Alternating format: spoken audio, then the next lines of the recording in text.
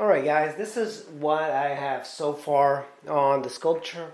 I'm missing the legs. I haven't sculpted for a while, so I wanted to give you a little bit of an overview. I think this is getting a little bit too massive, so I'm going to be reducing a little bit, adding a little bit more up here. But you can see it's starting to move around, and it's quite a difficult sculpture.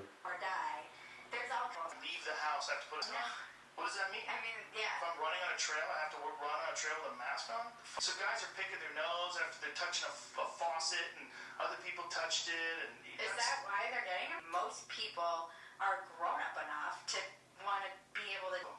Look, I think you gotta let people's businesses. It's cost a lot. It's cost. I see the pictures of the phosphorescence. You know, it's amazing. And what are you gonna tell people they can't go look at nature? And so well, socially distancing. It was fine. It was really cool. It was chill. You could tell some. I'm like, yeah, good job. And they had turned, and you at least have a platform you can talk about this and the general people are curious. Yeah. There's a certain percentage of people that are cowards.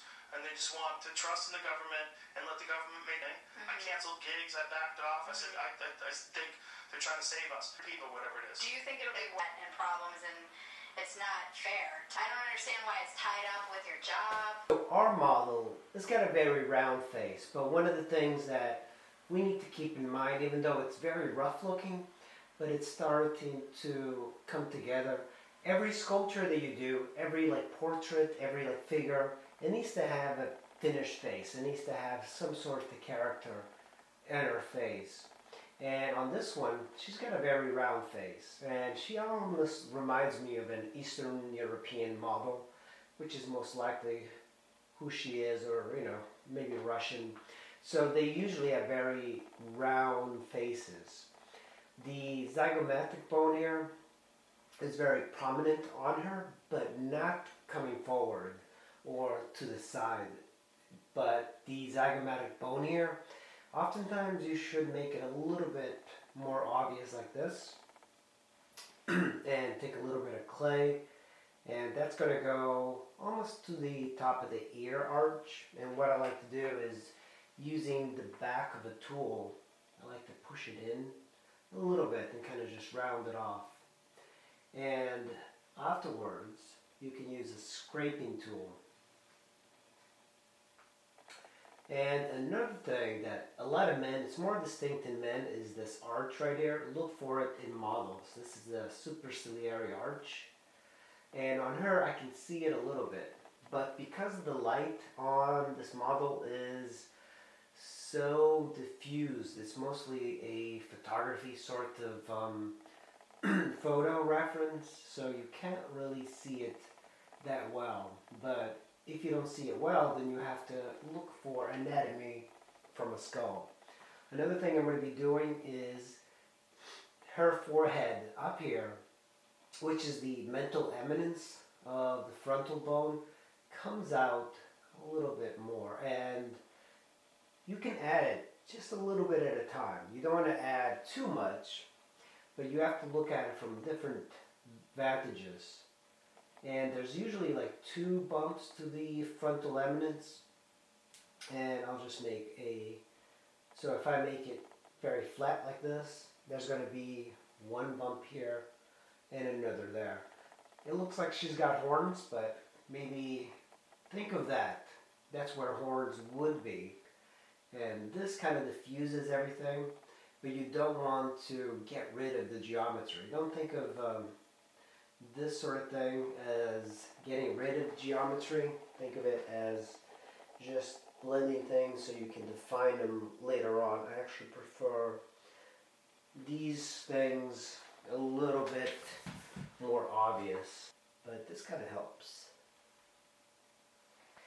It actually kind of helps a little bit to diffuse things and then redefine things. That's the way I usually try and sculpt. So if I see the cloth does 2 things. First, it smooths out the figure, blends things, but also knocks things down.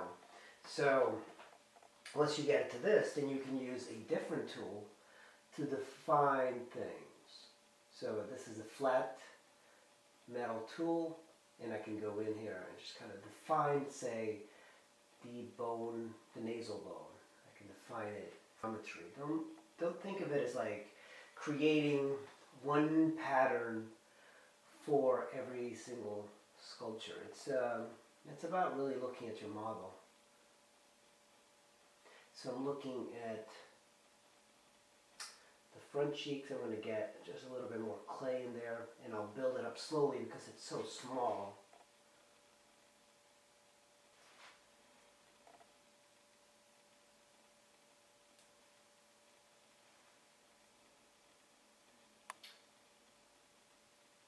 That's the bone for the eye. But there's a lot of things happening here, so I'm going to start curving this slightly down. Just kind of blend it. Right, what do? All our tax money is going to go to you. No. Because we have to keep you alive. Vulnerable and downtrodden. I just don't. Oh, this bitch is running. It's a game. Something's going on. Everyone's losing it though. Everyone's losing their minds. I mean, I see. Good for him. Because he's working. By Dr. Anthony Fauci was already very aggressive. But This promise, Joe. If I ever sweet and I definitely got real lucky. and he signed it, so he signed it at the bottom. Wow. Well, at least he still has a sign. Believing something that makes no sense. They suspended him, right? Suspended. Okay. They put him in Twitter jail. Right. They're basically like. Yeah, that's what worked. A bunch of people protesting the lockdown, and this little any of these places, you know what he's done in Africa. Did you see the whole documentary? Like he built freaking toilets for like a piece about. It was like a satire. They kick him off YouTube. I don't know if he's still on YouTube. Because they kicked him off